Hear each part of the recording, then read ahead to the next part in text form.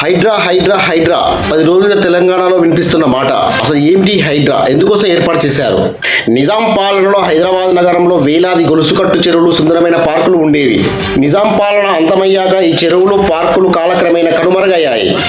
ఉమ్మడి ఆంధ్రప్రదేశ్తో పాటు ప్రత్యేక తెలంగాణ రాష్ట్రం ఏర్పాటు తర్వాత కూడా హైదరాబాద్లో భూముల ఆక్రమణ కొనసాగిందని సీఎం రేవంత్ రెడ్డి సర్కార్ ఆరోపిస్తోంది. కబ్జా కారణంగానే అద్భుతమైన డ్రైనేజీ వ్యవస్థ కలిగిన హైదరాబాద్లో చినుకుపడితే రోడ్లు చెరువులను తలపిస్తున్నాయి. ఇళ్లలోకి వచ్చి వరద నీరు చేరుతుంది. ఈ పరిస్థితిని పూర్తిగా తొలగించి హైదరాబాద్ బ్రాండ్ని కాపాడే ఉద్దేశంతో రేవంత్ రెడ్డి సర్కార్ తీసుకున్న సాహసోపేత నిర్ణయమే HYDRAA. Hyderabad disaster and assets monitoring and protection మంచి ట్రాక్ కలిగిన సీనియర్ ఐపీఎస్ ఏవి రంగనాథ్ను హైడ్రాకు కమిషనర్ నియమించారు సీఎం రేవంత్ రెడ్డి. రాజకీయ, సినీ, వ్యాపార ప్రముఖులే కాదు, చివరకు కాంగ్రెస్ పార్టీ నాయకులను కూడా సైతం వదిలిపెట్టడం లేదు ఈ హైడ్రా. తాజాగా శ్రీనటుడు నాగార్జున తమ్మిడికుంట చెరువును ఆక్రమించి నిర్మించారంటూ ఎన్ కన్వెన్షన్ నీలమట్టం చేశారు. ఈ హైడ్రాపై మీ ఒపీనియన్ ఏమిటో కామెంట్ చేయండి. నచ్చితే లైక్ చేయండి, మీ మిత్రులకు షేర్ చేయండి.